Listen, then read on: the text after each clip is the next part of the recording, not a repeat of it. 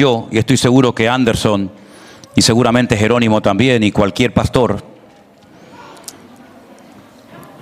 siempre pensamos en el beneficio espiritual que puede traer la palabra que en ese momento Dios ha puesto en tu corazón compartir con la iglesia o en el lugar donde te encuentres. Y a veces uno tiene a veces no, yo digo que muchas veces tengo yo personalmente la tristeza de ver que hay cosas que se predican y se enseñan desde este púlpito y hay algunas personas que a lo mejor a ese culto ese día no vinieron. Por ejemplo, me gustaría que todos me prestaran atención y que todos estén quietos porque voy a hacer una pregunta y quiero que pienses la respuesta, aunque no me la tienes que dar en altavoz. ¿Por qué hay hermanos de esta congregación que ya se han acostumbrado a venir única y exclusivamente los días domingo al culto? ¿Por qué hay hermanos, familias, que nunca vienen los jueves, cuando podrías en algún jueves venir al culto? No digo todos. ¿O es que tú no trabajas todos los días? Entonces, si trabajas todos los días y estudias todos los días, salvo el fin de semana, no te acostumbres, porque se puede convertir en una mala costumbre, a venir única y exclusivamente el domingo a la iglesia. O venir única y exclusivamente el jueves, como también hay algunos. Acostúmbrense a aprovechar toda oportunidad que se presente para aprender, para estudiar la palabra juntos.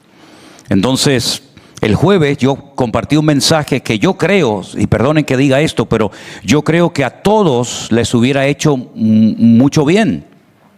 Y por eso me veo en la obligación de repasar un poco lo que hablé el jueves, porque yo creo que es muy importante y nos va a dar pie para meternos en el mensaje de hoy. Le pedí al hermano arriba que nos pusiera esa lista de los puntos principales del mensaje que di el jueves. Leímos en Santiago capítulo 1, les recuerdo, Santiago capítulo 1. Y mientras lo leíamos, yo les pedí a los que estaban presentes que se fijaran en cuántas características del fruto del Espíritu Santo se estaban mencionando en esa lectura. Y descubrimos que hay 3 características o 3 aspectos del fruto del Espíritu, que no es otra cosa más que el carácter de Cristo, que se mencionaron en la lectura del día jueves, ya digo, en Santiago capítulo 1. Vimos que aparecía la fe, la paciencia y el gozo, efectivamente. Y dije el jueves que me iba a centrar en el tema de la fe. Hoy vamos a ver otro aspecto. Pero los puntos principales que compartí el día jueves con la congregación fueron esos que tienen ustedes ahí en la pantalla. Dije que la fe nos ayuda a soportar las pruebas y el trato de Dios en nuestras vidas. ¿Se acuerdan? Gracias, hermana. ¿Se acuerdan? No te puedes hacer a la idea, ni puedes orar para que no seas probado, porque sería lo peor que te puede pasar. Todos hemos venido de la calle con nuestro desorden, con toda la basura y el polvo del camino que se ha pegado a nuestra alma, porque en aquellos tiempos, cuando entrabas a una casa, te lavaban la tierra y el polvo de los pies. Hoy en día no tenemos esa costumbre, llevamos generalmente zapatos cerrados, más o menos, ¿no? Pero los que hemos transitado por el camino de esta vida, se nos ha pegado mucho polvo al alma. Y ese polvo, esa basura, esas costumbres y tradiciones, palabras y formas de actuar, no salen de la noche a la mañana. Y por eso el Señor nos sacude. Eso es una prueba. Cuando Dios te sacude, cuando Dios entra en un trato personal contigo, que seguramente la persona que está a tu lado también está siendo probada, pero de una forma diferente. Porque no hay 2 personas iguales, como tampoco hay 2 creyentes iguales. Entonces Dios te prueba donde Él sabe que tienes que ser probado. Puede ser en lo económico, en lo familiar, en fin, el Señor sabe perfectamente. Y la fe nos ayuda a que cuando llegue el momento de la prueba o del trato específico de Dios en mi vida, te va a ayudar a pasar por ese tramo de la vida en victoria, fortalecido y con la ayuda del Señor. La fe además nos ayuda a actuar según la voluntad de Dios. Porque cuando tienes fe en Dios significa que tu vida ya no te pertenece, sino que la has puesto en sus manos y por lo tanto te fías de que Él va a dirigir ahora el timón, las riendas de tu vida y no tú. Y por eso la fe en Dios me ayuda a aceptar la voluntad de Dios para mi vida, aunque sea dolorosa, aunque tal vez no lo entienda en el momento, como el Señor Jesucristo en el huerto de Getsemaní le dijo al Padre: Padre, pasa de mí esta copa, mas no se haga mi voluntad, sino la tuya, ¿verdad? Entonces hay una voluntad de Dios diseñada, preparada para cada uno de nosotros. A veces la conocemos, otras veces no la conocemos tan bien, no tenemos las ideas tan claras. Pero cuando tú tienes fe en Dios, en su persona, en su palabra, tú te rindes y dices: bueno, yo prefiero que Él dirija mi vida en vez de dirigirla yo, que ya sé lo que pasa cuando yo llevo las riendas de mi vida. La fe, además, nos ayuda a controlar nuestra forma de hablar, nuestro vocabulario. Porque todos venimos de la calle con una forma de hablar, con una forma de expresarnos, incluso hasta con palabras que no son correctas. Hay gente que, por ejemplo, ha tenido la tendencia a la queja, a la duda, a cuestionar todo. Entonces Dios tiene que poner equilibrio en nuestras palabras, porque nuestras palabras condicionan nuestro estilo de vida. Es más, la Biblia dice que de la abundancia del corazón habla la boca. Es decir, te sana por dentro para que cuando abras la boca, lo que salga por tu boca sea agradable ante los ojos de Dios. Número 4. La fe en Dios, vimos el jueves, que nos ayuda a someternos, a sujetarnos a Dios. Como dijo Pablo: ya no vivo yo, mas vive Cristo en mí. Ahora llevas a alguien dentro que habla, que oye. Ahora llevas a alguien dentro como una madre embarazada lleva una criatura dentro y lo siente, ¿verdad? Y sabe que algo está dentro de su vientre y está cambiando todo su organismo. Ahora tú notas que hay alguien dentro de ti, que es nada más y nada menos que el Señor Jesucristo. Y entonces dice: Señor, yo me rindo a ti. Es al revés. El niño está conectado a la madre, sujeto a la madre le transmite todo a la criatura, pero en este caso es al revés. El ser interior que llevas dentro, que es el Señor Jesucristo, el autor de la vida, es el que te transmite la bendición, el que te pone deseos diferentes, genuinos, el que cambia y limpia tu mente, ¿verdad? Y la fe nos ayuda a entrar en ese proceso y en esa relación. En quinto lugar, vimos que la fe le da firmeza a nuestra vida. Uno de los problemas que yo tuve durante toda mi vida, incluso después de convertido, porque si tú has tenido un problema, cualquiera que sea, cuando te conviertes sigues teniéndolo, ¿verdad? Y uno de mis problemas era la inconstancia. Yo me aburría de todo, nada me llenaba, empezaba una cosa, la dejaba a medias. Era, como dice la Biblia, utilizando un término bíblico, fluctuante, ¿verdad? Entonces todo me cansaba, todo me aburría, siempre buscaba experiencias diferentes, algo nuevo. Como juguetes, ¿no? Como los niños que tienen un montón de juguetes y al final no saben con cuál jugar, pues algo así. Entonces, cuando uno tiene una fe genuina, auténtica, bíblica, basada en el Señor, eso te da una firmeza, ¿verdad? Ya no eres una persona fluctuante, no eres un chiquillaje, no eres un niño, ahora sí, ahora no, sino que te da firmeza, y eso hace que el carácter de Cristo se vaya desarrollando e implantando en tu vida. Y finalmente vimos que, punto número 6, que la fe nos ayuda también, como no, a vivir bajo presión. Eso fue el jueves, el mensaje. Por eso yo creo que te perdiste una bendición, ¿no? Es como aquel que un día no fue al culto y cuando le preguntó a los hermanos: oye, ¿qué tal estuvo el culto? Y dice: hoy el culto fue espectacular. Qué pena que te lo perdieras. Pero espectacular, ¿por qué? ¿Qué pasó? No fue como otro culto normal y corriente, no. Hoy fue diferente. ¿Pero por qué fue diferente? Dime. Porque hoy apareció físicamente en el culto el Señor Jesucristo. Y estoy hablando de Tomás, ¿se acuerdan? Tomás se perdió el culto y no vio al Señor ese día. Lo vio en otra ocasión, pero ese día no lo vio. Ahora bien, la palabra de Dios en Santiago capítulo 1, como vimos también, nos hablaba acerca del gozo y de la paciencia. No voy a hablar de la paciencia porque yo sé que todos ustedes tienen una paciencia tremenda. Ya este tema lo tienen más que superado. Entonces hablar de la paciencia va a decir: hermano, yo ya eso lo tengo ya más que aprendido. Yo tengo una paciencia tremenda. Pero voy a hablar del gozo.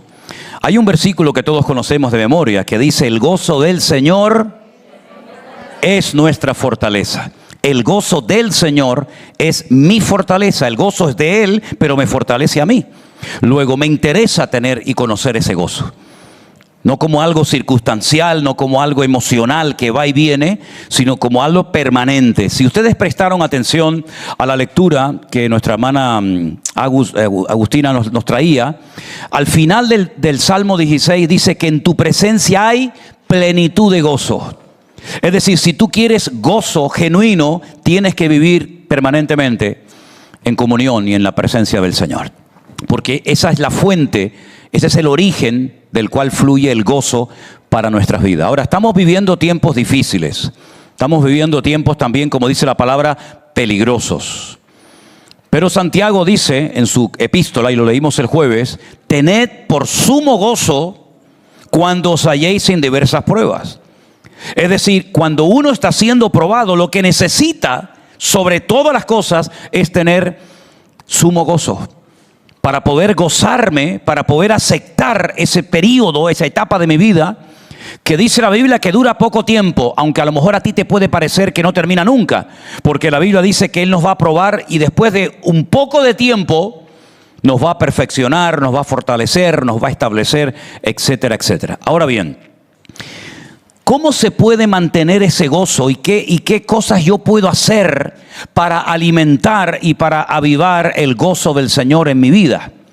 Mira, hay varias experiencias que tú deberías de tener que te van a traer mucho gozo a tu vida, te lo puedo asegurar. Bueno, la Biblia dice que cuando una mujer pasa los dolores de parto y ve al niño, dice que el gozo es tan grande que se olvida el dolor. ¿Sí o no? Bueno, hermanas, gracias por el apoyo. Pero hay cosas que cuando tú las experimentes vas a sentir un gozo indescriptible. Por ejemplo, llevar un alma a los pies de Cristo. ¿Cuántos han tenido esa experiencia alguna vez? Cuando tú llevas a una persona, tú le has hablado al vecino, le has orado por él, le has respondido a sus dudas, a sus preguntas, has tenido paciencia, has ido un día, has ido otro, y cuando por fin le dice: ¿quieres aceptar? ¿Quieres recibir al Señor Jesucristo como tu Señor y Salvador personal? Y te dice que sí y ora contigo. Ese gozo que uno siente en ese momento es indescriptible. Por supuesto, también dice la Biblia que hay gozo en los cielos, ¿no? Por un alma que ha pasado de muerte a vida. Pero el gozo de poder llevar a alguien a los pies de Cristo, imagínate a tu padre, llevarlo a los pies del Señor, a tu tío, a tu sobrino, a tu amigo, a tu marido, a tu novia, a tu novio. Eso es un gozo espectacular, y yo te animo a que tú le pidas al Señor que te dé la oportunidad y el privilegio de poder llevar almas a los pies de Cristo. Ese era mi sueño, nada más convertirme, hermano. Yo era muy joven cuando me convertí. Si yo le enseño fotografías de la primera vez que yo fui a la iglesia, ustedes no me van a reconocer. Porque aparte de que era medio enano, porque yo tenía complejo de enano, yo era el más pequeño en todas partes donde iba. En el equipo de fútbol el más pequeño, en el colegio el más pequeño. No es que ahora sea el más grande, porque ahora encima el Señor me pone gente más grande que yo, pero bueno, no tengo ningún problema en eso. Pero lo que sí quiero decir, queridos hermanos, que cuando yo fui a la iglesia, lo primero que yo le pedí al Señor: Señor, yo quiero llevar almas a los pies de Cristo. Porque por otra parte el libro de Proverbios dice que el que lleva almas a los pies del Señor es sabio. Y yo cuando oía a los evangelistas y a los pastores que nos venían a visitar, en aquellos días venían muchos pastores de otras partes del mundo a predicar en la iglesia. Y cuando hablaban de que habían hecho una campaña y se habían convertido no sé cuántas personas, yo decía: Señor, yo quiero algún día ser como esa gente. Y hablaba de poder llevar unas docenas, después hablaba de llevar unos cientos, después soñaba con llevar a miles, y ahora sueño con llevar a millones a las almas de los pies de Cristo. Y es un gozo increíble, es algo realmente espectacular. Así que te animo a que entres en esta dinámica. Pero luego hay otra cosa que cuando tú la practicas y la cultivas en tu vida te trae un gozo tremendo. ¿Y sabes cuál es? Ser generoso y bendecir y ayudar a otras personas. Eso es algo que yo no puedo describir con palabras. Piensa en esta semana en un regalo para dárselo a una persona. Yo ya sé que tienes en la cabeza: se lo voy a dar a este. No, pero piensa en algo que te gustaría recibir a ti y tú se lo vas a regalar a otra persona. Cuando tú veas el gozo, como por ejemplo el otro día cuando fuimos al cumpleaños de Adriel, que para mí fue una exageración, porque lo estaban abrumando con tanto regalo, con tanta música y con tanta vaina, que yo digo, el niño va a salir de aquí hoy con pesadillas, ¿no? Pero cuando tú ves el gozo en un niño por haberle regalado un coche, un muñequito, lo que sea, es algo realmente que te llena el corazón con un gozo y con una alegría tremenda. Así que no seas egoísta, abre tu mano y piensa en esta semana a quién le puedo yo regalar algo. A lo mejor tienes que comprarle un par de zapatos a algún hermano o alguna hermana que le hace falta. O tienes que regalarle una tarjetita de estas que se compran por ahí, que le dice, toma, mira, te regalé una tarjetita para que vayas a cualquier centro comercial, a Zara o a donde se llame. Y uy, esto, y dice, mira, no sé, lo sentí, quería tener un detallito contigo, ¿verdad? O le haces una comprita de comida a alguna hermana o algún hermano que esté solo o en fin, y entonces llegas a la casa y le dices, mira, hermanita, pasaba por aquí y te traigo una comprita de comida, o le dices a tu novio o a tu marido, oye, mira, te voy a regalar un coche nuevo, que yo sé que te encantan, un coche, o te voy a regalar un viaje a París, cositas así sencillas, cositas así que cualquiera puede hacer, ¿sabes? Algunas mujeres están dando codazos a los maridos diciendo, ¿estás oyendo al pastor? ¿Estás oyendo? Pues ya te estoy esperando esta semana a ver qué me vas a regalar. Ahora le traigo una aspiradora, un microondas. Dice, no me traigas esas cosas, tráeme otras cosas, ¿vale? Pero es algo tremendo cuando tú puedes alegrar a otra persona con un pequeño detalle. Pero también hay algo que da mucho gozo y es hacer la voluntad de Dios en tu vida. Cuando tú te llegas a la noche a la cama y te acuestas, dices, Señor, yo estoy trabajando para ti. Yo lo que hoy he hecho, no lo he hecho para mí, sino lo he hecho para tu obra, lo he hecho para tu reino. Eso te trae un gozo, hermanos, que no lo quieres cambiar por nada ni por nadie. Pero también te digo, hay cosas que te condicionan y te pueden afectar para que tú tengas ese día un día de gozo. Y te voy a dar algunas ideas. Hay gente que lo primero que hace por la mañana cuando se levanta es encender la radio, la televisión o incluso en la misma cama, sin levantarse, ya están agarrando la máquina diabólica. Ya están con el telefonito en la mano. ¿Viste lo que dijo? ¿Viste lo que va a pasar? ¿Y viste lo que pasó en Israel? ¿Y viste ahora que dice que no sé qué? No hagas nunca eso, hermano. No hagas nunca eso, por favor. De hecho, nadie debería de dormir con el teléfono en la habitación, porque eso es malo para la cabeza. Yo creo que por eso hay tanta gente rara. Dice, mira, este está con mucho teléfono en la mano. Tú lo ves así, además lo ves con cara de teclado, con cara de Facebook. Dice, este está enganchado a eso. Así que no hagas esas cosas. Levántate por la mañana y lo primero que digas, Señor, gracias por este día. Pon música cristiana, te va a venir muy bien. Crea un ambiente, ¿verdad? No te levantes quejándote. No consultes las noticias a primera hora de la mañana. Consulta y lee la palabra del Señor. ¿Saben? A mí una cosa que me ha venido de maravilla, pero le digo de verdad, a mí una cosa que me ha venido de maravilla en estos últimos años es tener que preparar todos los días un devocional. A mí eso me ha venido de maravilla. Yo sé que hay mucha gente que dice, ay, yo veo el devocional todos los días y hoy el Señor me habló. Bueno, a mí me habla todos los días. Porque yo cuando me levanto, lo primero que estoy pensando, esté donde esté, me toca hacer un devocional. Y a veces no te imaginas las vueltas que yo he tenido que dar y los sitios que me he tenido que meter, porque aquí no hay cobertura, aquí hay una rayita y va a salir mal el sonido y no me van a ver y me tengo que ir me acuerdo que estábamos un día en el Monte Carmelo, en Israel, en el Monte Carmelo, y yo digo, oye, hoy en el Monte Carmelo voy a hacer un devocional y les voy a decir a la gente, estoy en el monte donde el Señor mandó fuego cuando oró el profeta Elías y no había cobertura, tú. No había cobertura en el Monte Carmelo. Y me fui corriendo y me agarró una tromba de agua por el camino. Después me metí en un autobús, en una guagua, porque me dijeron que en las guaguas había cobertura. Y algún día les pondré las tomas falsas de los devocionales. Que las hay, Yo me monté en un autobús y se armó una pelea entre los conductores árabes y yo estaba empezando a hablar y venga grito y paraba y cortaba. Es decir, hermano, prepara el día para que el gozo del Señor sea permanente en tu vida y no dejes que el mundo te robe la bendición de Dios de tu corazón. Amén, hermanos. Ahora, si me permite, quiero llevarles al libro de los Hechos, por favor. El libro de los Hechos es un libro extraordinario. Yo no sé cuántos lo han leído. Te recomiendo que lo leas. En el capítulo 5... Libro de los Hechos, capítulo 5, hay una historia espectacular que tiene que ver con el gozo. Y vamos a leerla. Hechos capítulo 5 a partir del versículo 17. Siempre decimos que Pedro estuvo en la cárcel, que Pablo y Silas estuvieron en la cárcel, pero van a darse cuenta esta tarde que todos los discípulos estuvieron en la cárcel, no solamente Pedro y Juan y Santiago y otros apóstoles, sino que todos los discípulos en un momento puntual estuvieron todos presos. Vamos a leerlo. Entonces, levantándose el sumo sacerdote y todos los que estaban con él, esto es, la secta de los saduceos, se llenaron de celos. Ahora, déjame que me pare un momentito. El sumo sacerdote era el representante de todos los sacerdotes de Israel. ¿De quién se rodeó este hombre? Dice, de la secta de los saduceos. Entonces tú dices, ¿y esta gente quién era? ¿Quiénes eran los saduceos? Los saduceos eran personas que buscaban poder político a través de la religión. ¿Te suena esto? Eran personas que dice la Biblia que no creían en el mundo espiritual, por ejemplo en los ángeles. Ellos no creían en nada de eso. Eran muy materialistas, muy carnales. Y además no creían en la resurrección de los muertos. Y mi pregunta es, si tú eres sumo sacerdote, apegado supuestamente a la palabra, ¿para qué te rodeas de esta gente que creen, o mejor dicho, no creen en lo que dice la palabra de Dios? Es tremendo, ¿no?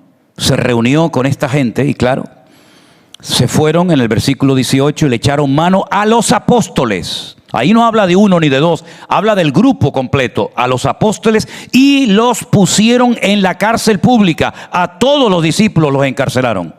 No a uno ni a dos, a todos.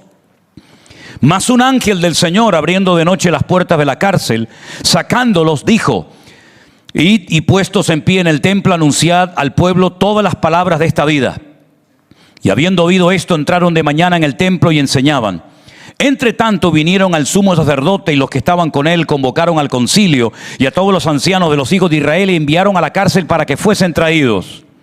Pero cuando llegaron los alguaciles no los hallaron en la cárcel, entonces volvieron y dieron aviso, diciendo: por cierto, la cárcel hemos hallado cerrada con toda seguridad, y los guardas fuera en pie ante las puertas, mas cuando abrimos a nadie hallamos dentro. Algo impresionante, ¿eh? ¿Qué les parece?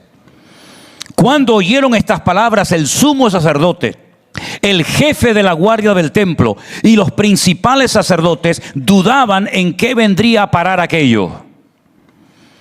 Pero viniendo uno les dio esta noticia: he aquí los varones que pusisteis en la cárcel están en el templo y enseñan al pueblo.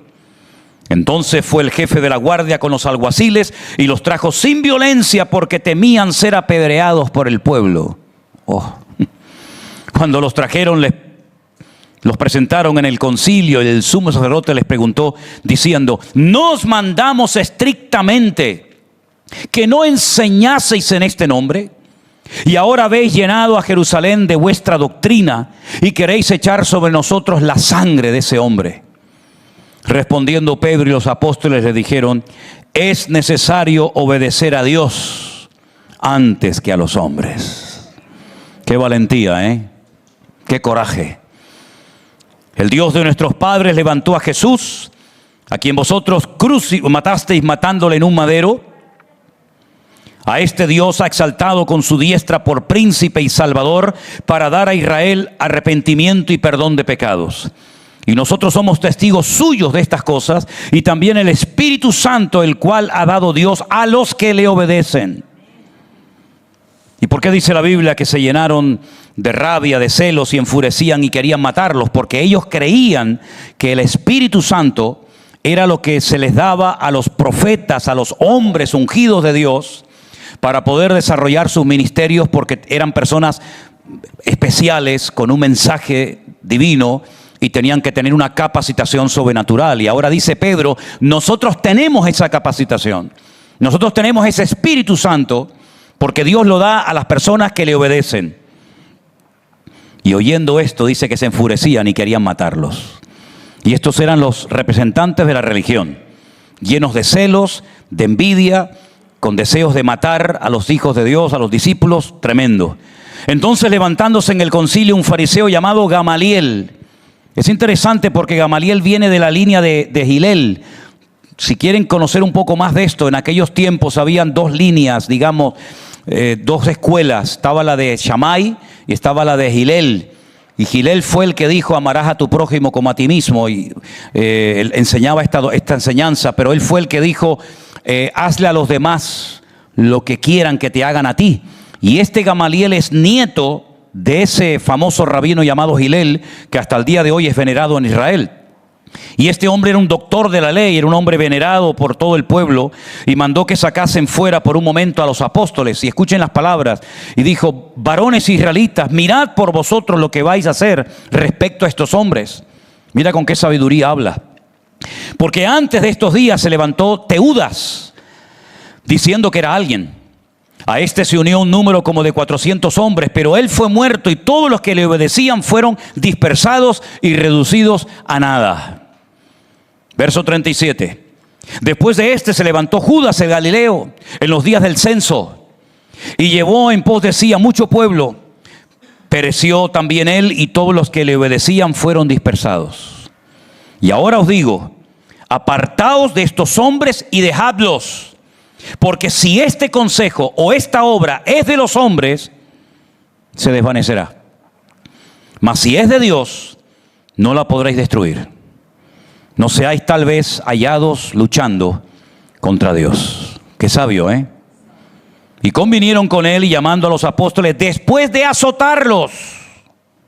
¿Cuántos latigazos les dieron? Los judíos solamente podían llegar hasta 39 latigazos, que en mi opinión personal, aunque aquí no lo diga, yo creo que ellos utilizaron la capacidad y el poder que tenían para azotar con 39 latigazos a los judíos, a los discípulos. En otras culturas se le podía dar 100, 200, 500 latigazos y mataban a la gente, ¿no? Con aquella tortura terrible. Pero según la ley, en aquel tiempo solamente podían llegar hasta 39. Pablo dice que en 5 ocasiones le dieron 39 latigazos. Multiplica 39 por 5, ya sabes cuántos latigazos le dieron en su cuerpo. Así que estos discípulos, después de haber sido azotados, les intimaron que no hablasen en el nombre de Jesús y los pusieron en libertad. Los religiosos en Israel siguen exactamente igual. Exactamente igual. No quieren que la gente predique y hable del Señor Jesús. Ellos, escucha bien esto ahora, salieron de la presencia del concilio ¿cómo? ¿Cómo? Gozosos de haber sido tenidos por dignos de padecer afrenta por causa del nombre. Y todos los días en el templo y por las casas no cesaban de enseñar y de predicar a Jesucristo. Esta historia es algo realmente increíble, porque ves que los discípulos son azotados, son amenazados, se les prohíbe desarrollar su ministerio, pero no salen del concilio, no salen de aquella sala quejándose, lamentándose, diciendo ¿por qué, Señor? Sino gozosos. Y el motivo de tanto gozo era porque me has permitido sufrir por tu causa, Señor. No es que les había tocado la lotería, no. No es que les habían dado permiso para predicar, no, era todo lo contrario. Estaban gozosos porque por fin el Señor les había dado el honor y el privilegio de sufrir por la causa del nombre del Señor Jesús. Así que cuando tú te encuentres en una situación entre tu familia, entre tus amigos y compañeros de trabajo similar, parecida a lo que hemos leído en esta tarde, gózate de que estás pudiendo padecer algo, algún rechazo, alguna mala palabra, alguna mala actitud por la causa del Señor Jesucristo.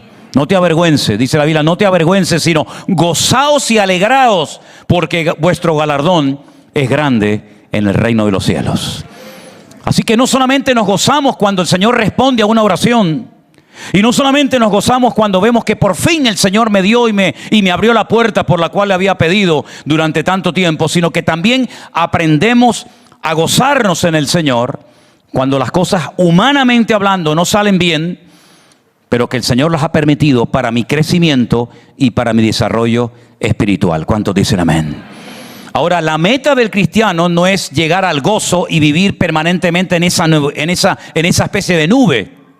Porque a veces el gozo es tan grande, la alegría, es tan grande el gozo que puedes tener de haber conocido al Señor, de haber nacido de nuevo, de haber recibido una respuesta a oración. Ten cuidado, porque a veces la gente convierte cosas en metas que no son metas, sino medios para alcanzar otros objetivos. ¿Me explico? Si la meta en la vida cristiana no es estar gozoso siempre, aunque la Biblia dice estad siempre gozoso, pero no hagas del gozo un culto, no veneres, no adores el gozo, no tengas fe en tu fe, sino date cuenta de que todo esto son herramientas que Dios te da para poder demostrar que verdaderamente tú has conocido al Señor Jesucristo. Espero ser muy claro en esto, porque hay gente como que hace un culto de la fe. Yo tengo una fe tremenda, y parece como que su fe es como la varita mágica, ¿no? Como la lámpara de Aladino, que yo tengo una fe y bueno, el Señor casi me tiene que responder a todo porque yo tengo una fe, y parece que tiene más fe en la fe de ellos que fe en el Señor que se la dio. Así que si tiene fe, gloria a Dios, pero dice la Biblia que la fe algún día desaparecerá. Ahora permanecen la fe, la esperanza y el amor, estos tres, pero el mayor de ellos es el amor. Así que no hagas nunca del gozo, de la paz, de la paciencia o de lo que sea como un instrumento de adoración, sino utiliza todo eso para decirle a la gente: tengo gozo aunque me acaban de romper la espalda a palazos. Tengo gozo, paz y victoria en el Señor, aunque las cosas no me estén saliendo humanamente bien desde mi punto de vista, pero yo sé en quién he creído y mi Señor tiene mi vida bajo su control. Y cuento esto porque hay un pasaje bíblico que lo vamos a ver ahora, un poquito más adelante, en el mismo libro de los Hechos, como una persona, por el gozo tan grande que tenía, pues hizo algo incorrecto. Es decir, el gozo le impidió hacer algo que tenías que haber hecho. Lo saco de la duda, llevándoles a Hechos capítulo 12, el versículo 14. Siguen las persecuciones, siguen los encarcelamientos, sigue la presión. Los discípulos siguen en Jerusalén. Ya saben lo que es ser azotado, ya saben lo que es ser rechazado, ya saben lo que es estar en la cárcel. Y ahora resulta de que hay un paso más en la presión. Ahora resulta que las autoridades religiosas de la época no solamente se conforman con azotar, con encarcelar a los cristianos, sino que incluso ahora se han atrevido a matar cristianos. Y esto no había pasado, salvo con el diácono de la iglesia llamado Esteban, pero ahora resulta de que apuntan más alto. Ya han matado a uno de los 7 diáconos, ahora hay 6, antes eran 7. Ya Esteban está muerto. Pero ahora resulta de que ahora apuntan a la cabeza. Ahora apuntan a los ministerios. No a los servidores, porque esos son los diáconos, servidores. Ahora apuntan a los portadores de la palabra. ¿Se acuerdan que los discípulos dijeron: vamos a nombrar a personas que tenían que tener una serie de características muy interesantes para que ellos sirvan las mesas? Porque nuestro llamado no es servir las mesas, nuestro llamado es la oración y la predicación. Entonces, como ellos, los religiosos de la época, se dan cuenta de que siguen predicando la palabra, da igual si los amenazan, da igual si los azotan, da igual si los encarcelan, entonces cambian el método y ahora vamos a ir a por la cabeza, por los portadores de la palabra. En Hechos capítulo 12 dice que en aquel tiempo el rey Herodes echó mano a algunos de la iglesia para maltratarlos y mató a espada a Jacobo, el hermano de Juan. Este Jacobo, Santiago, no es el de la carta que leímos el jueves. Este es el hermano de Juan. Recuerden que en el grupo de discípulos de Cristo había 2 parejas de hermanos. Estaba, por ejemplo, Pedro y Andrés, ¿se acuerdan? Que eran hermanos. Estaba Juan y Santiago, que eran hermanos. Y siempre me ha llamado la atención, y digo esto entre paréntesis, que había un tal Tomás que tenía un hermano que se llamaba Dídimo, o que lo llamaban a él Dídimo, que significa gemelo. ¿Por qué no llamó el Señor al hermano gemelo de Tomás? Bueno, esas son cosas del Señor, ¿no? Pero fíjate, ya no se conforman con maltratar, no se conforman con presionar, ahora ya están matando a pastores. En este caso han matado a Jacobo, pero resulta de que a Pedro, que también quería matarlo, pero a lo mejor no tuvo tiempo, era tarde, lo meten en la cárcel. Habiéndole tomado preso, le puso en la cárcel, verso 4, le entregó a 4 grupos de soldados cada uno para que le custodiasen. Claro, es que se dieron cuenta que una vez metieron a 12 discípulos en la cárcel y cuando los van a buscar no hay ninguno dentro. Entonces dice, bueno, vamos a tomar medidas. Vamos a poner 4 grupos de 4 soldados, es decir, 16 soldados para proteger a uno solo, por si acaso se nos escapa. Pero dice la Biblia que él estaba custodiado en la cárcel, pero la iglesia que hacía, orar sin cesar a Dios por él. La iglesia oraba, Pedro estaba encarcelado, pero la iglesia estaba orando sin cesar por la vida de Pedro. Porque ya habían visto como un pastor de la iglesia había desaparecido.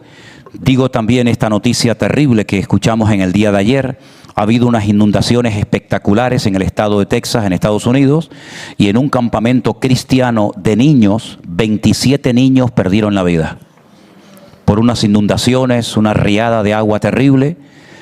Y yo digo, Dios mío, ¿cómo estarán esos padres?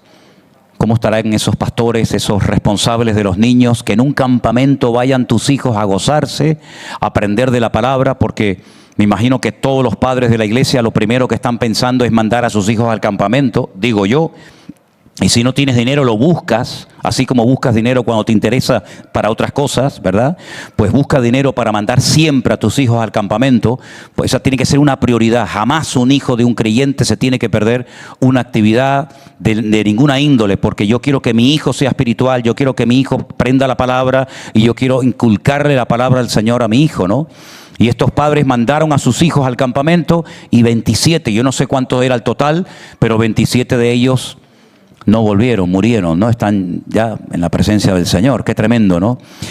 Bueno, el tema es que la iglesia oraba por esta situación y al día siguiente Herodes, cuando le iba a sacar, resulta de que Pedro estaba durmiendo, habían soldados que estaban encadenados a él y aquí se presentó un ángel del Señor, tocó a Pedro en el costado y le dice, versículo 7, levántate pronto. Y las cadenas se le cayeron de las manos. Las cadenas se le cayeron mientras la iglesia estaba orando por Pedro. Y le dijo el ángel, cíñete y átate las sandalias. Lo hizo así. Y le dijo, envuélvete en tu manto y sígueme.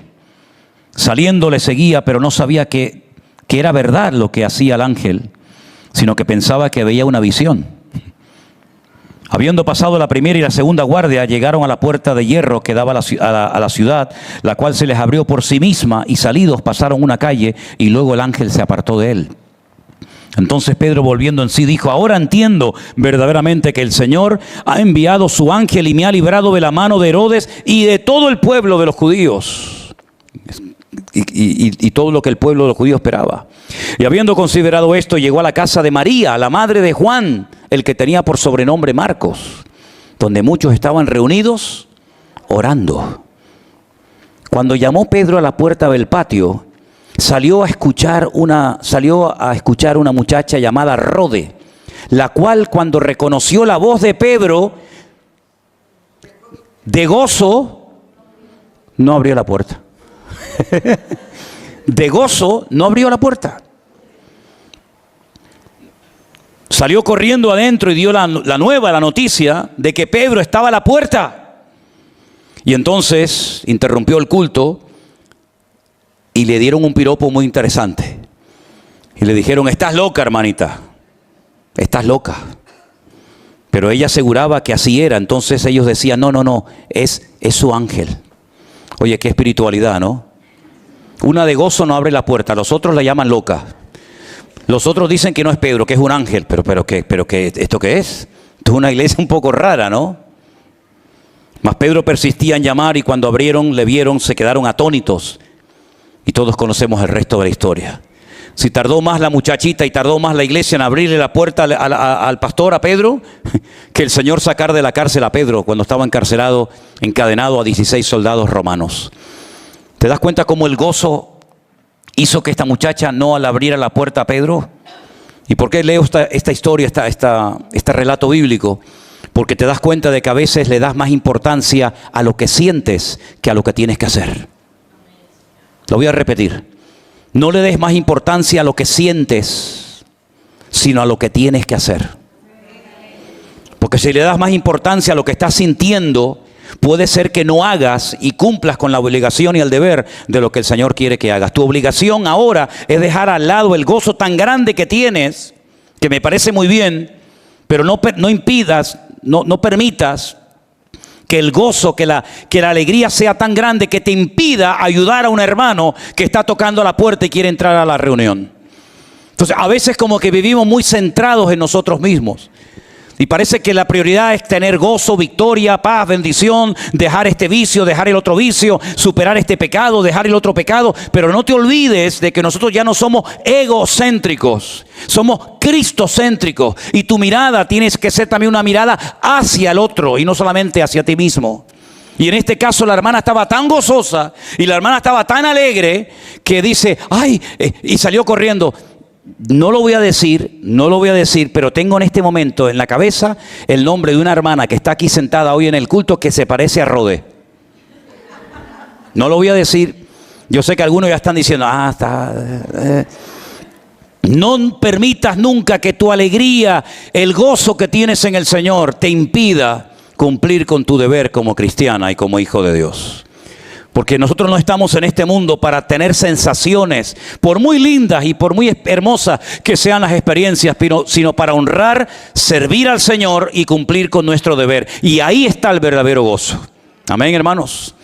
Así que quiero terminar en esta noche diciendo, hermanos queridos, es nuestro deber y nuestra obligación tener el gozo del Señor, alimentarlo, cuidarlo, mantenerlo, porque es una parte esencial del fruto del Espíritu Santo que mora en nosotros. Amor, gozo, paz, paciencia, benignidad, fe, mansedumbre, templanza. Contra tales cosas no hay límite, no hay ley, no hay fronteras, ¿verdad? Pero quiero que le pidas al Señor, sobre todo, aprende a gozarte en la presión.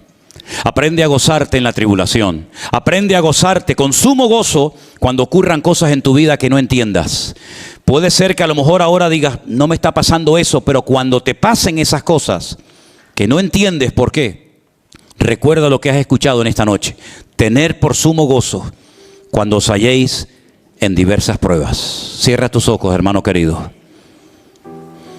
y dile al Señor, Señor, enséñame esta lección de vital importancia para mi vida cristiana. Me gozo, Señor,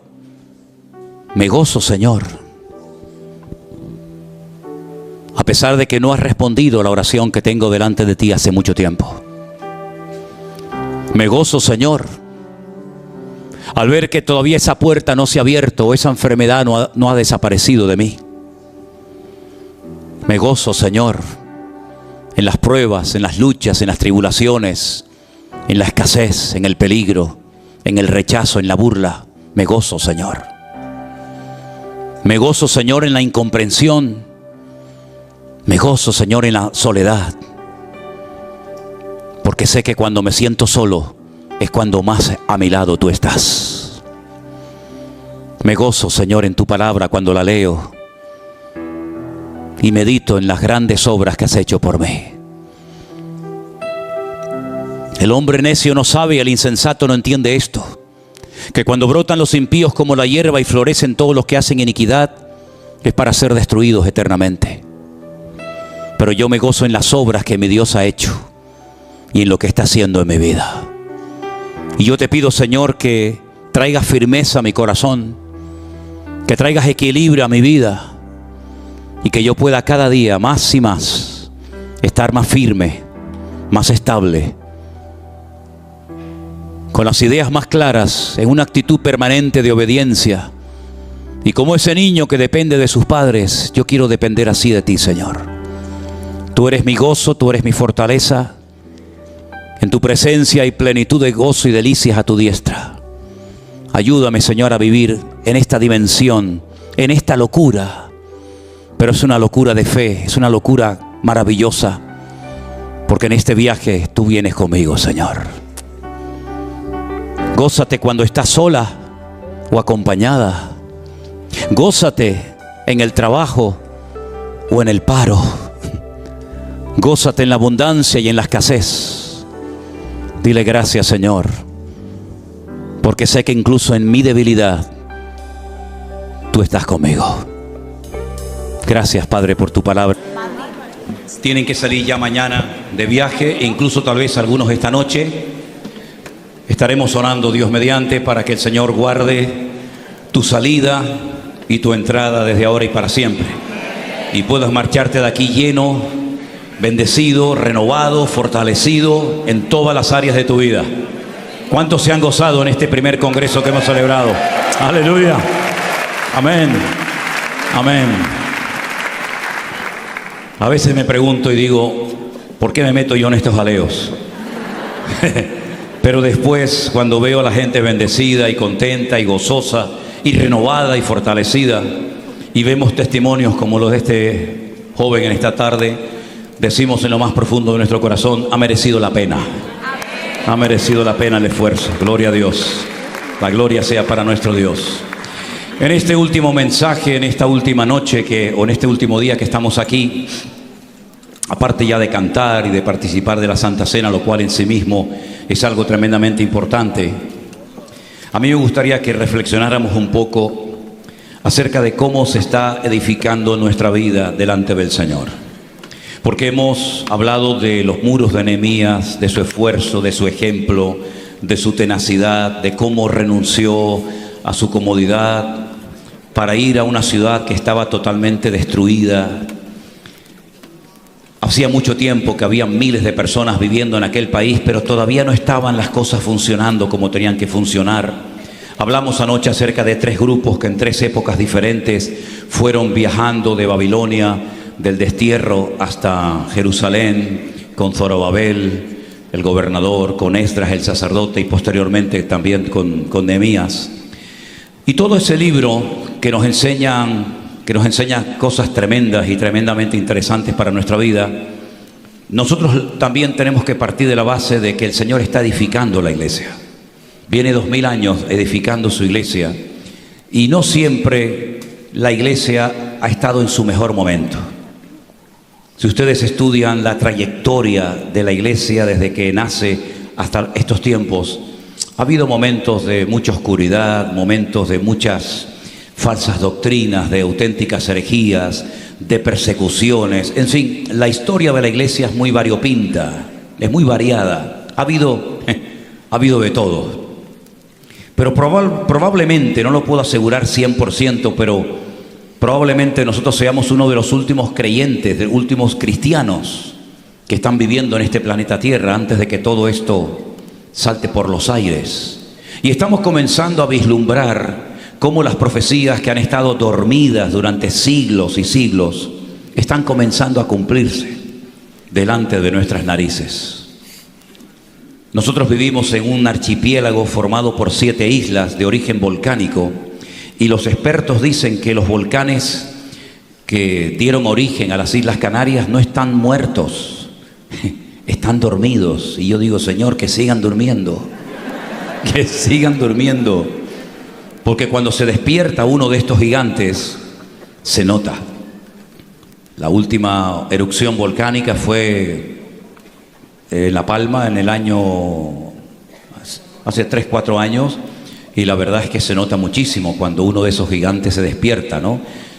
Destruye carreteras, pueblos, colegios, en fin, muchas cosas. Y las profecías de la Biblia, muchas de ellas sabemos que se han cumplido. Desen cuenta que de todo el material que tenemos en la Biblia, nada más y nada menos que 66 libros, 3/4 partes de la Biblia es material profético. Por lo tanto, si a alguno de ustedes les interesa el tema de la escatología, el tema de profecías, el mejor libro del mundo para estudiar profecías es la Biblia. Olvídense de Nostradamus y de todas estas historias. Aquí tenemos profecías inspiradas por el Espíritu Santo en nuestros propios idiomas para que podamos conocer lo que está sucediendo. Y una de las cosas que el Señor viene haciendo, a veces de una forma silenciosa, casi diríamos como que pasa desapercibido, es la edificación de la iglesia. Cómo el Señor está tratando con las iglesias, con los pastores, con las familias, con los jóvenes, con los niños. Y a veces oímos cosas espectaculares, como por ejemplo hace unos días recibía unas imágenes de un bautismo multitudinario de más de 11.000 personas. Yo le decía al Señor, Señor, ¿cómo me gustaría a mí algún día poder bautizar a 11.000 personas? Pues hace unos días se celebró un bautismo multitudinario donde 11.000 personas dieron testimonio público de su fe en el Señor. Pero también tenemos que ser conscientes de que en este momento hay hermanos nuestros que están derramando su sangre y su vida por la causa del Evangelio. Es decir, que no todo es bonito, no todos son cánticos y danzas y vítores, ¿no? Sino que también hay mucha lágrima derramada y mucho dolor y muchas personas que están dando su vida por la causa de Cristo. Pero si tuviéramos a la luz de la palabra de Dios que preguntarnos a qué iglesia nosotros nos parecemos de la Biblia, sería complicado, ¿verdad? Porque a veces en una iglesia se pueden dar diferentes circunstancias. Pero especialmente a mí me llama la atención la iglesia de Corinto, porque no solamente fue fundada, como bien saben ustedes, por el apóstol Pablo, después, permítame y no se sorprendan por lo que voy a decir, de una especie de fracaso ministerial. Y digo de fracaso ministerial porque cuando Pablo llega a Corinto, previamente había estado en Grecia. Había compartido la palabra en el Areópago, donde los atenienses, los estoicos y los epicúreos le habían escuchado exponer el Evangelio de una manera soberbia, de una manera espectacular. Pero fue el único lugar donde Pablo no estableció una iglesia. En todos los lugares donde él iba, solía establecer una comunidad cristiana, con sus respectivos diáconos, ancianos, etc. Pero sin embargo en Atenas, el sistema que utilizó no le funcionó. Porque él intentó, no digo con mala intención ni mucho menos, él intentó también impresionar a los griegos con toda su elocuencia y con toda la sabiduría y el conocimiento, que por cierto era mucho. Pero él se dio cuenta de que ese sistema de querer impresionar, de querer ponerte al nivel de los filósofos de la época, como que no funciona. Y la Biblia nos enseña que cuando él llegó a Corinto aprendió una lección, y cuando escribe su primera carta a la comunidad de Corinto les dice: cuando estuve entre vosotros me propuse no echar mano de la sabiduría de los hombres, para que vuestra fe no esté fundada en la sabiduría, en la sapienza de la gente, sino en el poder de Dios.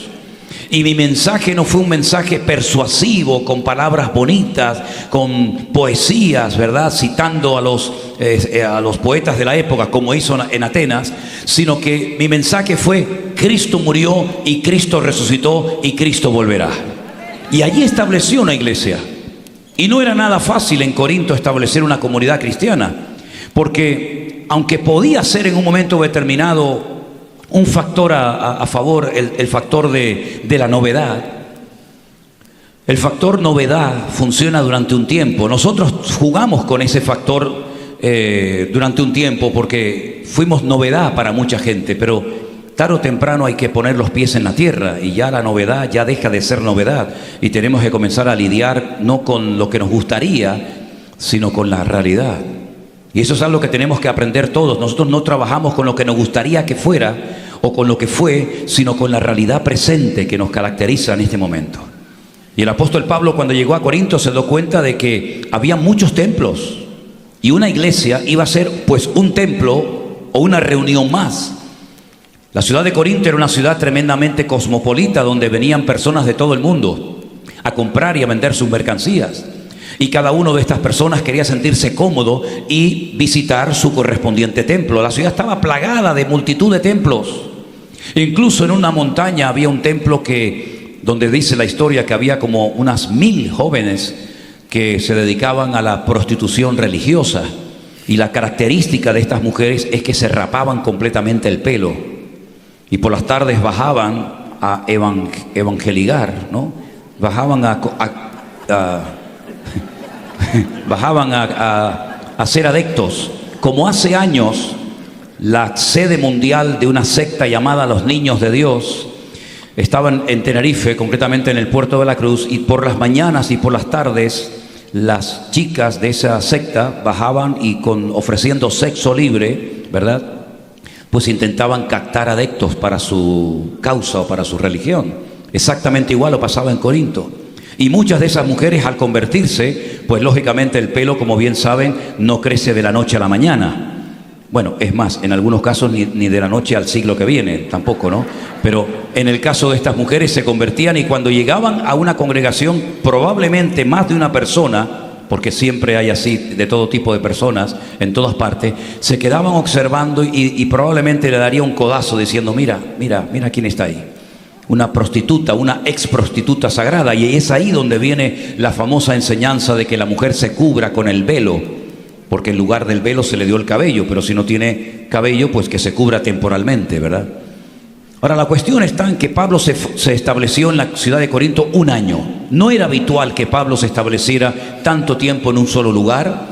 Lo hizo en Éfeso 2 años, ahora en Corinto 1 año.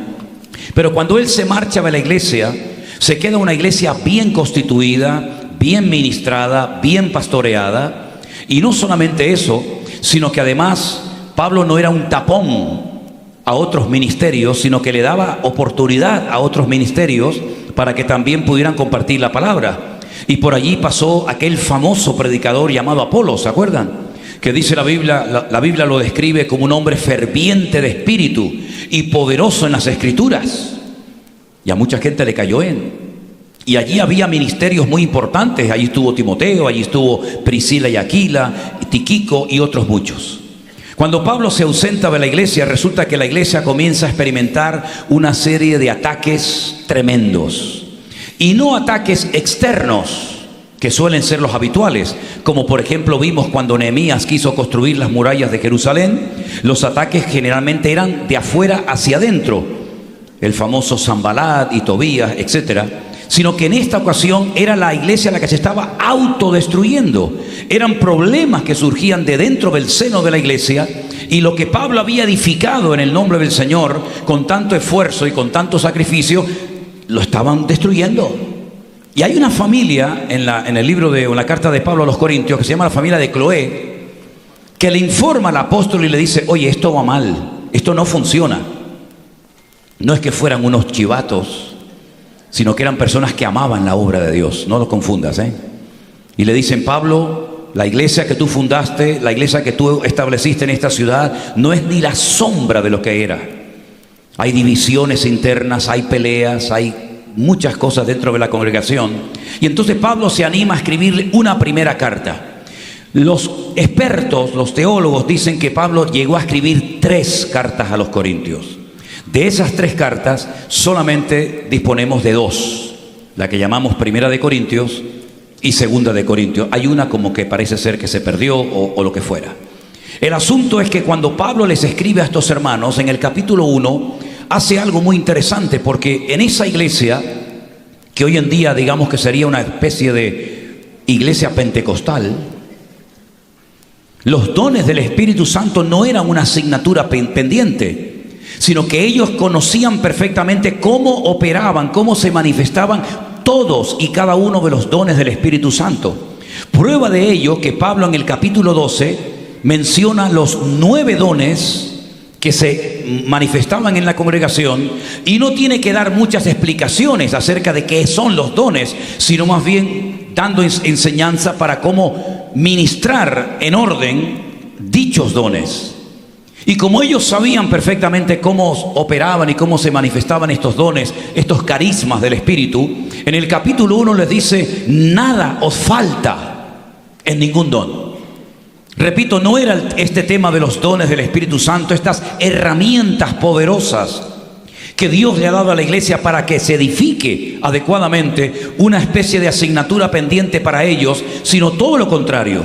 Ellos sabían cómo se manifestaba la palabra de sabiduría, o el don de discernimiento de espíritus, o el hablar en lenguas, o interpretar las lenguas, o cualquier otro don. Sin embargo, a esa congregación que Pablo había dedicado 1 año de su vida para edificarla bíblicamente conforme al diseño divino, en el capítulo 3 les dice, hermanos, ustedes son niños. Permítame leerles en 1 Corintios 3.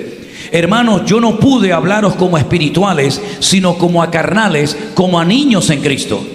Fíjate qué curioso, sabían moverse en el mundo de los dones del Espíritu Santo. Pablo los felicita en el capítulo 1, pero en el capítulo 3 las piedras de la iglesia, metafóricamente hablando, se están comenzando a desmoronar. Y les dice, os di a beber leche y no vianda, porque aún no sois capaces todavía, no erais ni sois capaces todavía. Porque sois carnales, pues habiendo entre vosotros, escuchen esto, celos, contiendas y disensiones. Pregunta Pablo, ¿no sois carnales ni andáis como los hombres? No hay nada peor que ver una iglesia dividida internamente. Que nos ataquen, que nos critiquen, que nos persigan, es una honra para nosotros. Es una medalla que nos pondremos con orgullo en el pecho. Pero que nos peleemos como nosotros, como niños pequeños, nos tendría que dar vergüenza y ponerse la cara colorada de ver que a veces entre hermanos hay celos, envidias, divisiones. A mí me gusta más este, a mí me gusta más el otro. Yo soy de Pablo, yo soy de Apolos, yo soy de este. Nos debería de dar vergüenza que esas actitudes infantiles y que demuestran una falta de madurez total y absoluta se manifiesten en momentos puntuales en nuestras iglesias. Eso jamás deberíamos de permitirlo. Eso debería estar totalmente desterrado de nuestro estilo de vida. Nosotros no somos de uno ni de otros dos, somos de Cristo, porque Cristo fue el que murió en la cruz por nuestros pecados y es el que ha orado para que seamos uno en Cristo Jesús, Señor nuestro. Aleluya.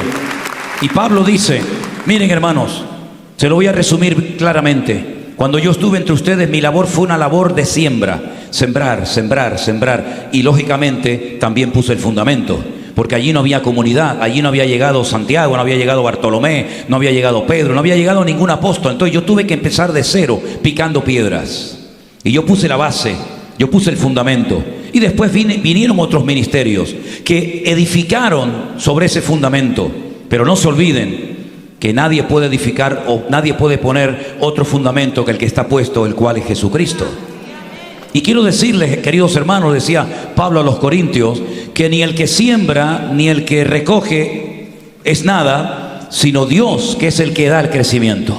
El crecimiento lo da el Señor, y si no lo da el Señor, no queremos ningún crecimiento que produzca el hombre. No queremos hacer actividades para tener crecimiento. El crecimiento o lo da el Señor o no lo queremos bajo ningún concepto. Porque más vale 4 bendecidos y unidos que 1000 divididos, enfrentados y peleados los unos contra los otros. Ahora bien, la iglesia no solamente tenía problemas de división interna. Yo espero que nunca en nuestro ministerio Centro Evangélico Vida Nueva, ni en San Francisco, ni en Las Vegas, ni en Orlando, ni en Miami, ni en ninguna parte hayan divisiones internas y los hermanos se peleen los unos con los otros. Porque si es así, hasta aquí llegaste, amigo. Hasta aquí llegaste. Nosotros tenemos la mentalidad y la visión de trabajar unidos como una piña. No queremos gente que quiera protagonismo, ni gente que quiera estar en primera línea. Nosotros no damos cargos a la gente. Nosotros le damos la carga de servir a los demás. Y si tú no tienes el deseo de servir a los demás, querido hermano y amigo, este no es tu lugar. Porque nosotros lo que queremos es trabajar unidos, respetándonos, no compitiendo los unos contra los otros, sino complementándonos para que la muralla se edifique de una forma correcta, sin fisuras, sin cosas raras, y que el protagonista y el invitado de honor en nuestros cultos siempre sea nuestro Señor Jesucristo. ¿Me habéis entendido, hermanos? Ese es nuestro estilo de vida y no vamos a renunciar a él bajo ningún concepto. Pero además de todo esto, cuando la iglesia internamente no está bien, el enemigo toma lugar, evidentemente. ¿Se han dado cuenta que cuando, hago un paréntesis, cuando el pueblo de Israel caminaba por el desierto, mientras había obediencia y sujeción a la palabra, todo iba bien? Había agua, había carne, estaba la columna de fuego que les daba calor durante la noche, estaba la columna o la nube de la sombra durante el día como una especie de paraguas gigante. Todo marchaba a la perfección. Pero en el momento en el que empezaban a criticar o a murmurar o a quejarse, comenzaban a salir de la arena del desierto serpientes venenosas que mordían, que picaban a la gente, y murieron miles de personas. Esas serpientes siempre estuvieron ahí. Esas serpientes siempre estuvieron en ese desierto. Pero cuando había obediencia, Cuando el caminar del pueblo de Dios era en orden, en obediencia, en santidad, no pasaba nada. ¿No será tal vez lo que significa eso de no deis lugar al diablo para que no tome ocasión? Claro que sí, mi querido hermano. Nosotros debemos darle lugar solamente al Espíritu de Dios, no al enemigo para que tome ocasión, ni muchísimo menos. Y entonces, como la iglesia de Corinto no estaba bien, la muralla espiritualmente hablando se estaba desmoronando, comenzaron a entrar ideas raras, doctrinas raras, cosas extrañas, herejía dentro de la iglesia. Una de ellas, por ejemplo, que la resurrección no existía, que eso era un cuento, que nadie iba a resucitar. Había otros que decían que sí creían en la resurrección, pero algo que ya había ocurrido en el pasado y que se olvidaran de que habría resurrección de los muertos en el futuro. Y Pablo tiene que escribir un capítulo entero, un capítulo monográfico que habla acerca de la resurrección para decirle, hermanos, ¿cómo que no hay resurrección? Vamos a ver, ¿cómo no va a haber resurrección? Si no hay resurrección de los muertos, Cristo tampoco resucitó. Y si Cristo no resucitó de los muertos, nosotros seguimos siendo pecadores y estamos condenados eternamente a estar excluidos de la presencia del Señor. Si no hay resurrección, los que murieron esperando la resurrección son los más dignos de conmiseración de la tierra. Y si no hay resurrección, ¿por qué en la ciudad de Corinto hay gente que se bautiza por los muertos? Práctica que hacen hoy en día algunas sectas del mundo, ¿verdad?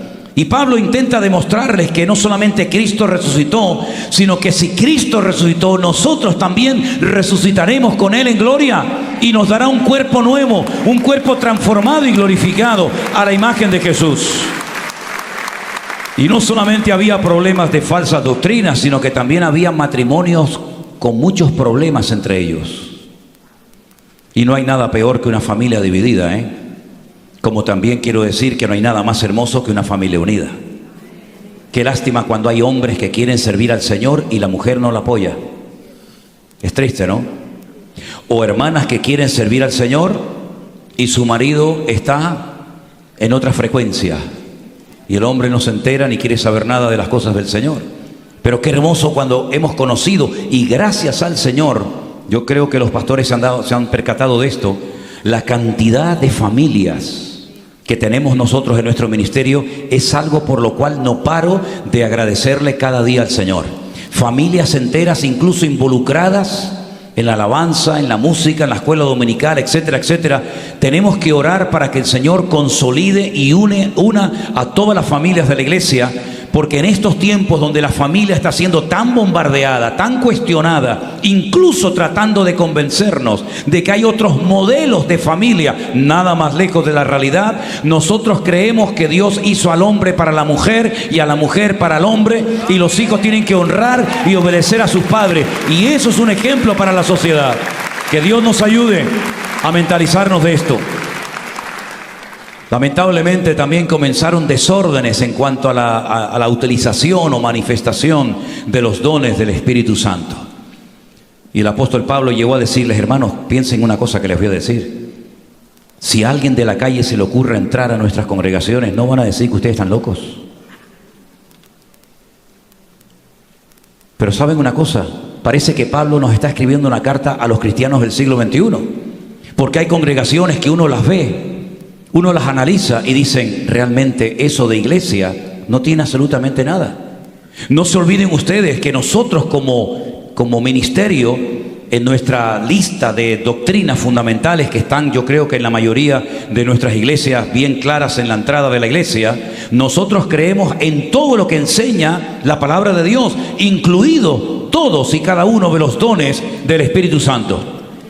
Nosotros no somos como algunas tal vez denominaciones o grupos evangélicos que dicen que cuando se terminó de componer el canon de la Biblia, se completó de escribir la palabra de Dios, y cuando murieron los apóstoles ya las señales, los milagros, los prodigios, incluidos los dones del Espíritu Santo, ya dejaron de operar. En absoluto, amén, hermanos, en absoluto.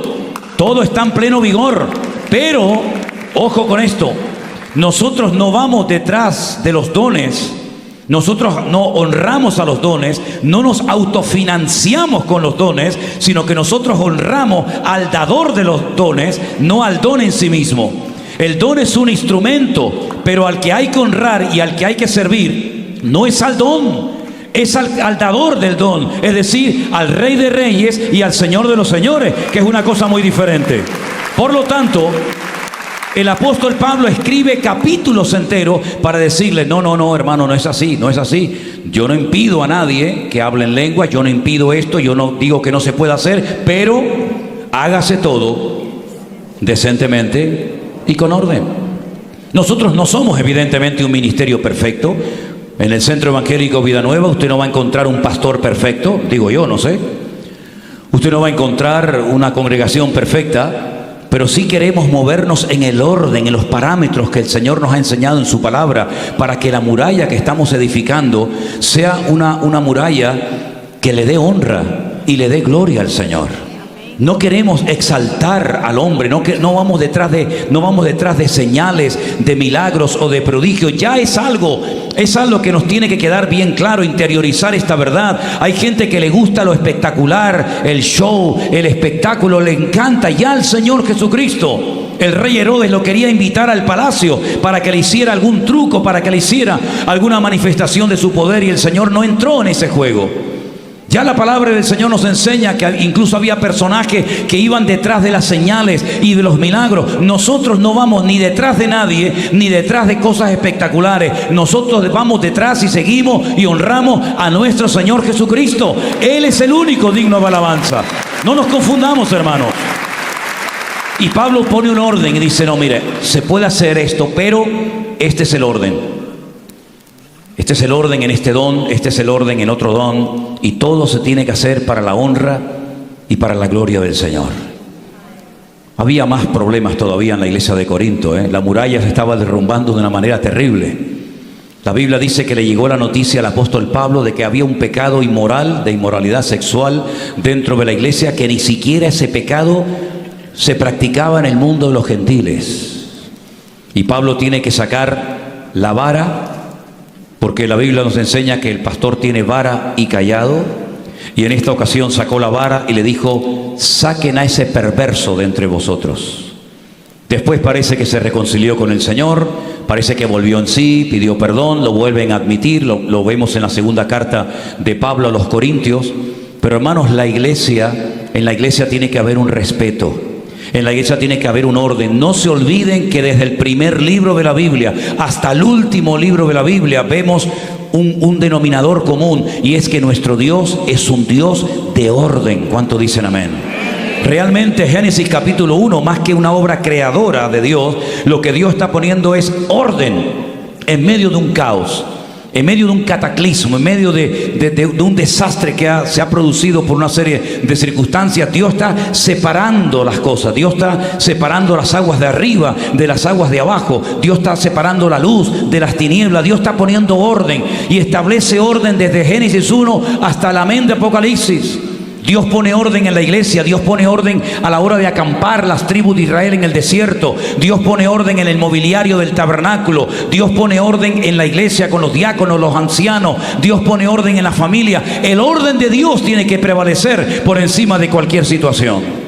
Porque no es nuestra opinión, no es mi criterio, no es lo que yo siento, lo que a mí me parece, sino qué es lo que dice el Señor. ¿Qué es lo que nos enseña el Señor en su palabra? Y si hacemos caso y nos sujetamos a la palabra, la muralla, la iglesia, va a crecer de una forma sana, de una forma correcta. Y repito, no somos perfectos, pero cuando viene alguien de la calle a nuestras iglesias, que no se lleven un bochornoso recuerdo de un culto, hermanos. Que no vean que esto es un circo, esto es un desastre, donde no hay orden, donde no hay respeto. Uno corre, uno brinca, el otro se revuelca por el suelo, el otro hace el perro, el otro hace la gallina. Y créame que no estoy exagerando, Créame que no estoy exagerando, porque muchas veces, hermano, se puede producir ruido. Ya se produjo un ruido cuando dice la palabra de Dios que comenzó a predicar la palabra el profeta Ezequiel. Dice que hubo ruido, pero Dios no estaba en ese ruido.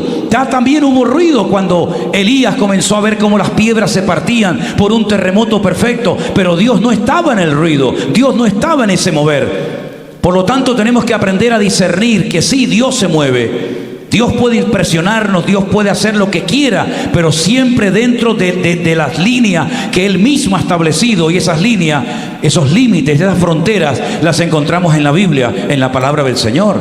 No le vamos a impedir a nadie que en un momento determinado pueda ser usado por el Señor en el don que sea, pero siempre vamos a juzgar, en el buen sentido de la palabra, todo a través del filtro de la palabra del Señor.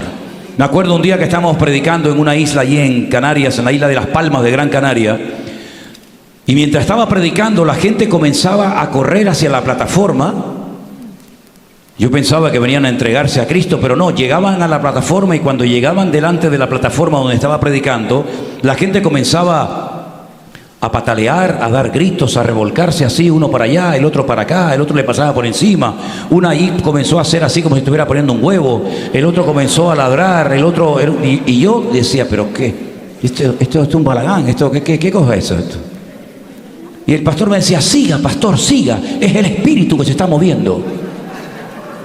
Y ahí me dieron ganas de decirle, claro, yo era muy joven en aquel momento, ¿no? Pero me dieron ganas de decirle, ¿qué espíritu? Un espíritu se está moviendo, eso no cabe en la menor duda. ¿Pero cuál? ¿Con mayúscula o con minúscula? Que era un desastre. Sin embargo, confundían el caos con el mover del Espíritu de Dios. Y hermanos queridos, tenemos que ser muy cautelosos en esto. Yo muchas veces cuando termino los cultos les digo, por favor, que los niños no estén corriendo en la iglesia.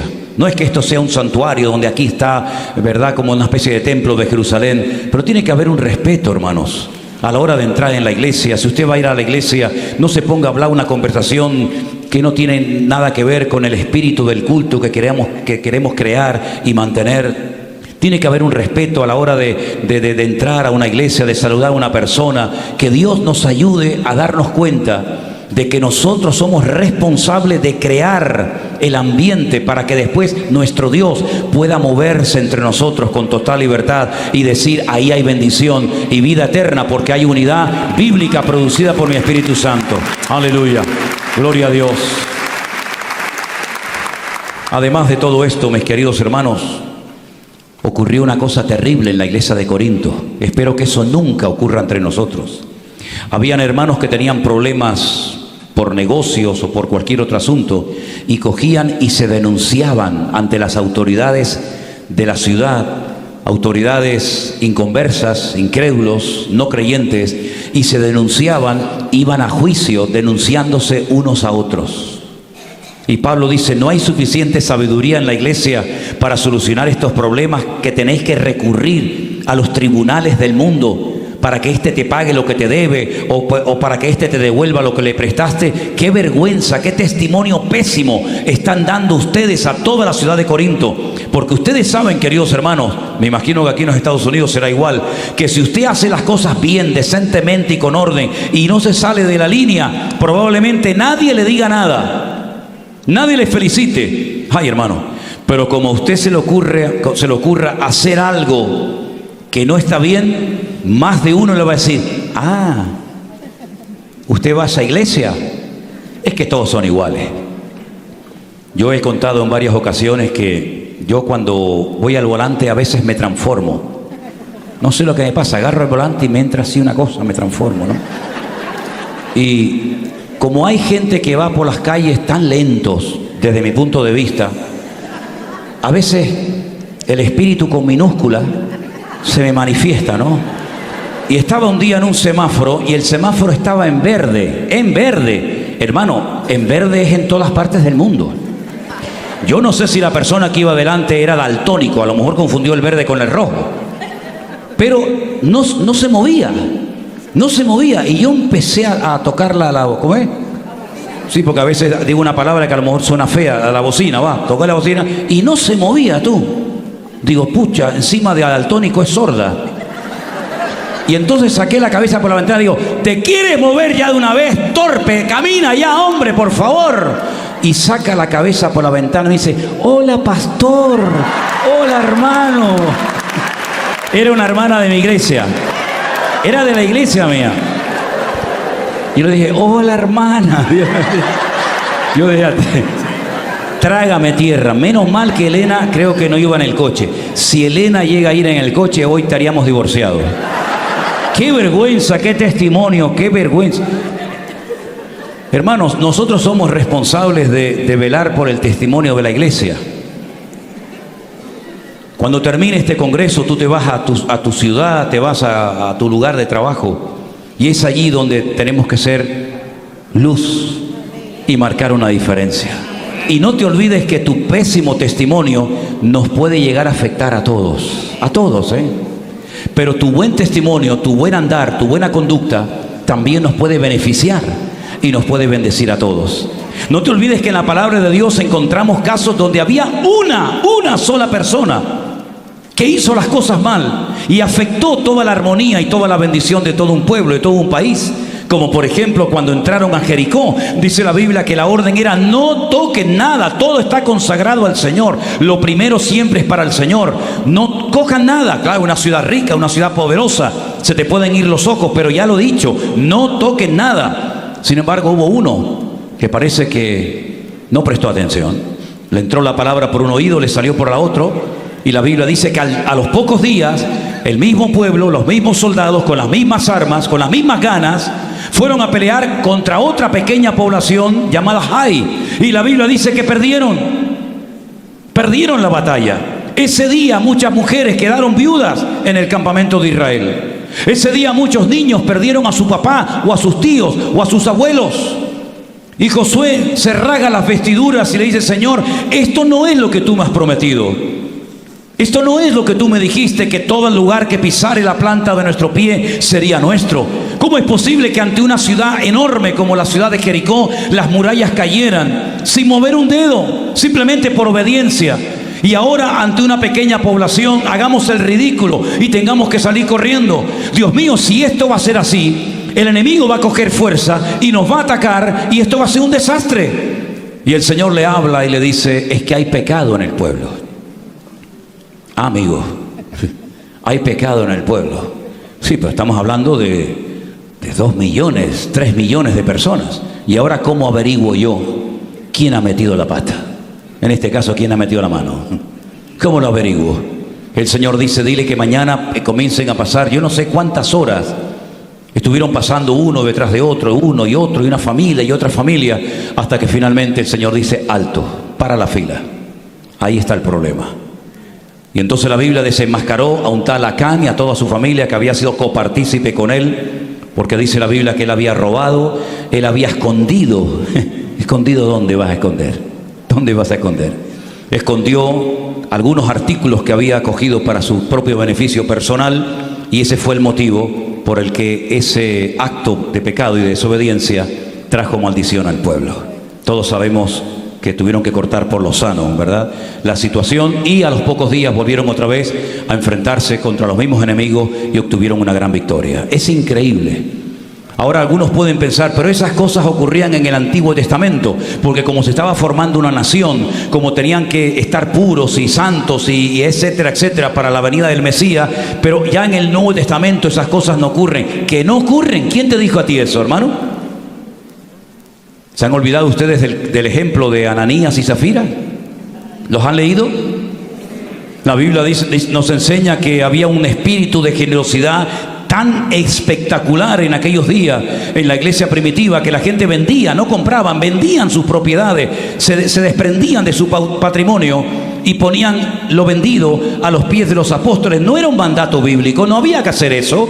Alguien podía vender un terreno, una casa, cualquier propiedad y dar una parte, una proporción, y el resto quedárselo para ellos. No había ningún problema. Pero un matrimonio de la iglesia primitiva, creyentes de la iglesia, llamados, ya digo, Ananías y Zafira, dice la Biblia que querían dar a la iglesia una imagen falsa de lo que realmente eran en su corazón. Querían dar una imagen falsa de una generosidad, de una espiritualidad que no era real. Entonces entre ellos se pusieron de acuerdo y dijeron: vamos a decirle a la iglesia que hemos vendido una propiedad y que le estamos dando todo el beneficio a la congregación, pero una gran parte de dicha venta nos la guardamos nosotros. Pero como querían figurar, como querían aparentar lo que no eran, se ponen de acuerdo, sustraen del precio de lo vendido y llegan a la iglesia, y entonces resulta de que ¿qué fue lo que pasó? Los dos murieron. Por cierto, yo estaba un día predicando un mensaje sobre Ananías y Zafira, y un hermano muy pesado, muy grandote, se le partió aquellas sillas de plástico famosas que teníamos en antaño. Y claro, fue un tremor, porque yo digo, Dios, como se haya matado, Dios mío, vamos a tener un culto de gloria, vamos a tener funeral incluido en la iglesia, ¿no? Hermanos queridos, gracias a Dios que los mentirosos, gracias a Dios que los que llevan una doble vida no caen muertos hoy en día en nuestros cultos, porque probablemente tendríamos funerales muy a menudo.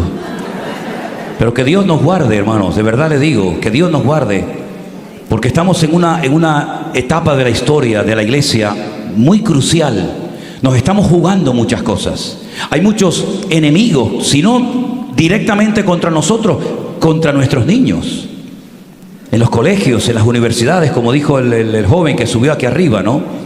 Están enseñando cosas totalmente opuestas a la palabra de Dios. Están tratando de hacerles aceptar y de creer, ¿verdad? Y de interiorizar mentiras como si fueran grandes verdades y hacernos pasar a nosotros como si fuéramos una especie de especie en peligro de extinción, como dinosaurios o prontosaurios, ¿no? Que pronto desapareceremos, ¿no? Hermanos queridos, la santidad de la iglesia no es cuestionable, no es negociable. Nosotros tenemos que tener bien alto el evangelio de Jesucristo, y para ello es importantísimo que tanto dentro como fuera de la iglesia, nuestra vida pública y nuestra vida privada sea coherente con lo que decimos creer y con lo que decimos creer, hermanos queridos. Porque la gente, como dijo alguien, no lee la Biblia, pero nos leen a nosotros, nos observan a nosotros, cómo caminamos, cómo actuamos, cómo reaccionamos, etcétera, etcétera. Así que, mis queridos hermanos, vamos a mentalizarnos y a decirle al Señor, guarda nuestros corazones, para que tus compañeros de trabajo, tus familiares, las personas que tú conoces y con las cuales te rodeas todos los días, puedan ver en nosotros algo diferente. Y que no crezcamos de una forma torcida, porque ustedes saben que cuando se comienza a levantar un muro, si tú te separas 1 milímetro, 1 centímetro, vaya, cada vez el muro se va torciendo y torciendo y torciendo más, de tal manera que si no hay una buena plomada, si no hay un buen nivel, lo que aquí es 1 centímetro, allí son muchos metros.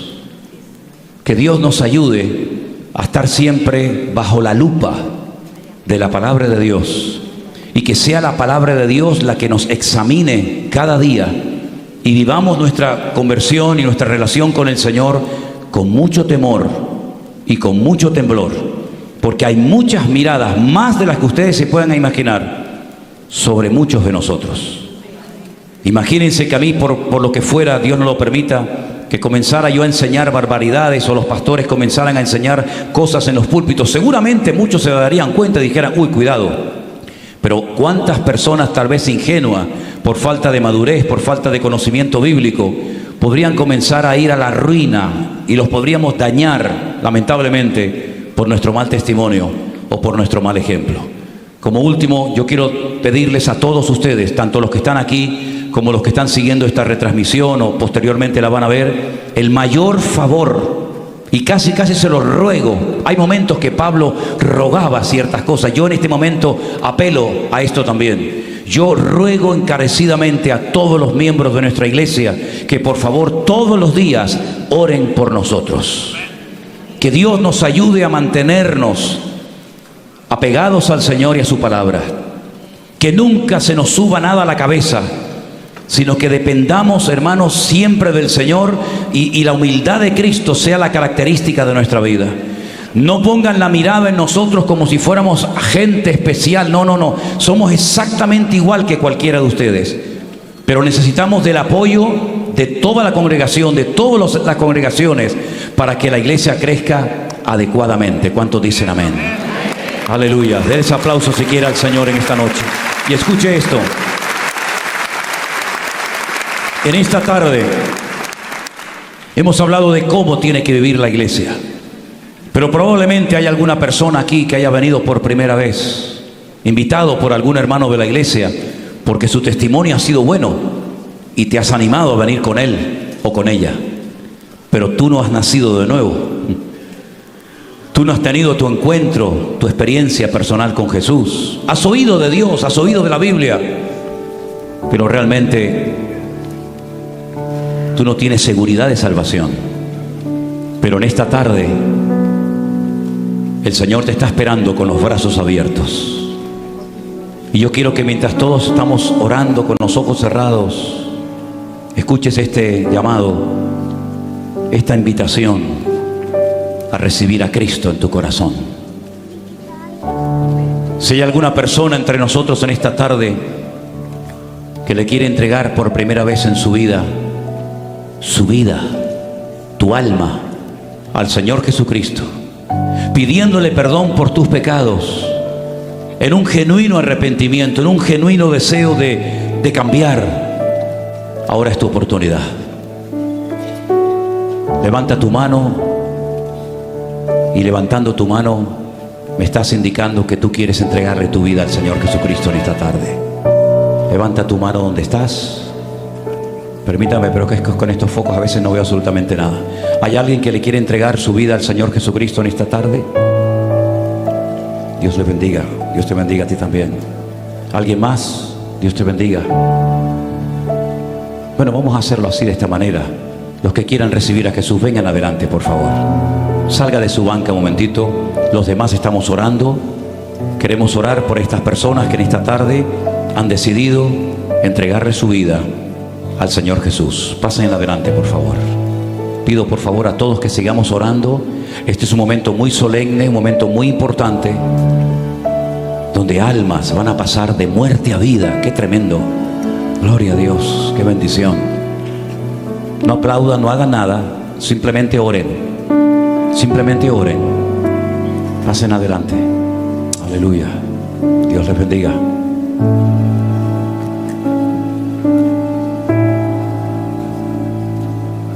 Dios les bendiga. Bendiciones. Dios te bendiga mucho.